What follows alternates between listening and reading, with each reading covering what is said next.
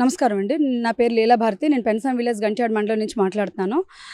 గతంలో నేను కలెక్టర్ గారికి పీజీఆర్ఎస్‌లో 23/3/2026న 27/3/26 తారీఖున జరగబోయే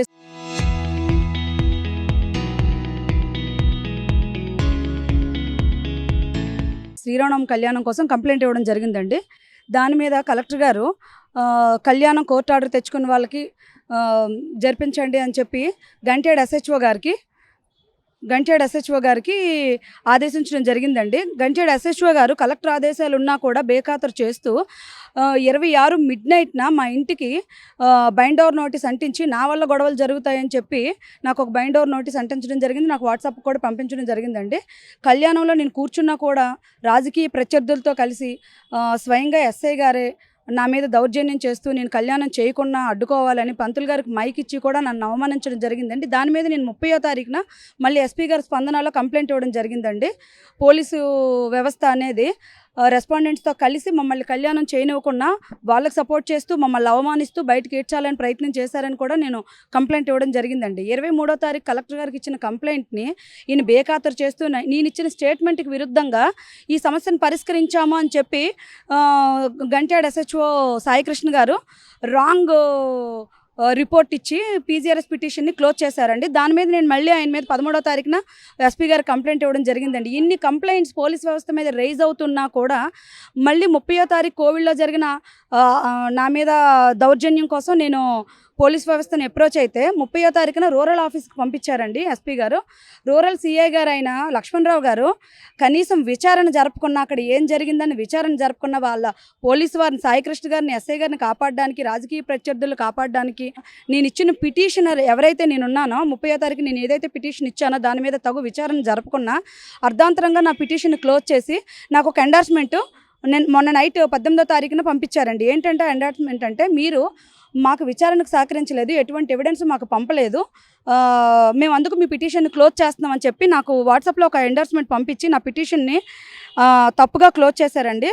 ఇది ఆయన పీసీ నుంచి పంపించారండి ఆ ఎండార్స్మెంట్ అనేది. ఇది 10వ తారీఖునే నేను సిఏ గారికి ఎవిడెన్స్ అంతా పెట్టానండి. 10వ తారీఖునే సిఏ గారికి పెట్టానండి ఎవిడెన్స్. అయినా కూడా 18వ తారీఖు నేను ఎవిడెన్స్ ఇవ్వలేదని చెప్పి పిటిషన్ రాంగ్గా గవర్నమెంట్ పోర్టల్లో క్లోజ్ చేశారండి పీజీఆర్ఎస్ పిటిషన్.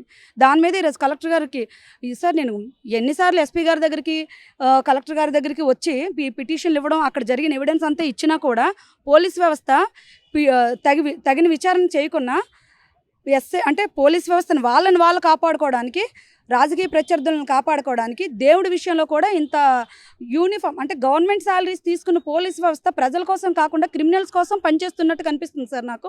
ఆ ఆవేదనతో నేను ఈరోజు మళ్ళీ సిఏ గారు తప్పుడుగా నేను ఎవిడెన్స్ ఇచ్చినా కూడా ఇవ్వకుండా నా పీజీఆర్ఎస్ పిటిషన్ని క్లోజ్ చేస్తూ పరిష్కరించామని చెప్పి బ్లండర్గా క్లోజ్ చేసిన సిఏ గారి మీద తగు చర్యలు తీసుకోవాలని చెప్పి నేను కలెక్టర్ గారిని కలవడం జరిగిందండి. అసలు రామకోవిల్ అంటే ఊర్లో రాములవారి కోవిల్ మీద ఎందుకు ఇంత రాజకీయ ఒత్తిళ్ళు వస్తున్నాయని దానికి చిన్న వివరణ ఇవ్వదలుచుకున్నానండి మీకు. ఎందుకంటే మా ఊర్లో రాములవారి కోవిల్ మీద ఒక పార్టీ ఆధిపత్యాన్ని తీసుకుంటూ ఇంకొక పార్టీ మా ఊర్లో ఉన్న కొండ పోరంబోకు స్థలాలను ఆక్రమించుకుందండి. దాన్ని పేదలకు కేటాయించుకున్న నిరుపేదలకు కేటాయించుకున్న భూస్వాములకి వాళ్ళే ములాఖత్ అయ్యి భూస్వాములు కేటాయించుకుందండి. 30 ఎకరాలు కొండ పోరంబోకు భూమి గ్రామ కంఠానికి ఆనుకొని వాళ్ళు పెద్ద పెద్ద బిల్డింగ్లు ఫెన్సింగ్లు వేసి ప్రహారీలు కట్టుకొని అక్కడ ఒక గ్రేటర్ కమ్యూనిటీ లాగా తయారు చేసుకున్నారండి. పేదలు ఇప్పుడు విఆర్ఓ దగ్గరికి మా ఊర్లో ఏ ప్రజలు వెళ్ళినా కూడా మీకు ఇల్లు కేటాయించడానికి కనీస గవర్నమెంట్ ప్లేస్ లేదని వాళ్ళు రిజెక్ట్ చేస్తున్నారండి అప్లికేషన్ని. అంటే ఒక ఊరిలో రాముల వారి కోసం ఎందుకు ఇంత గ్రామస్తులు పట్టించుకోకుండా చేస్తుందంటే 2 పార్టీలు కలిపి ఒకటి గుడి దోచుకుంటున్నాడు, ఇంకోటి వచ్చి ఊరిని దోచుకుంటున్నాడండి గవర్నమెంట్ ల్యాండ్స్. దాని మీద నేను పోరాటం చేస్తున్నానండి. కలెక్టర్ గారికి కంప్లైంట్ ఇవ్వడం జరిగింది. పోలీసు కావాలంటే మీరు సిఐ గారికి ఇప్పుడు కాల్ చేస్తాను చూడండి. నేను ఏదైతే ఎవిడెన్స్ ఇవ్వలేదని చెప్పి తప్పుగా ఎండార్స్మెంట్ ఇచ్చారో ఆయన నా నెంబర్ని బ్లాక్లో పెట్టారండి. అంటే నేను ఎవిడెన్స్ ఇవ్వలేదని చెప్పి నేను ఫిర్యాదుదారుని కదండి, నేను కంప్లైంట్ చేస్తున్నాను. ఆయనకి నేను ఎవిడెన్స్ ఇవ్వడానికి నేను ప్రయత్నం చేసినా కూడా నా నెంబర్ని ఆయన బ్లాక్లో పెట్టారండి. కావాలంటే చూడండి, నెంబర్ ఆఫ్ టైమ్స్ ఆయనకి నేను కాల్ చేశానండి. గవర్నమెంట్ నెంబర్ అండి అది ఆయనే కాదండి, వాళ్ళ ఎస్హెచ్ఓ ఆయన కింద పనిచేస్తున్న ఎస్హెచ్ఓ కూడా బ్లాక్లో పెట్టుకున్నారండి. మరి ఎవిడెన్స్ ఎలా ఇస్తానండి వాళ్ళు బ్లాక్లో పెట్టుకుంటే?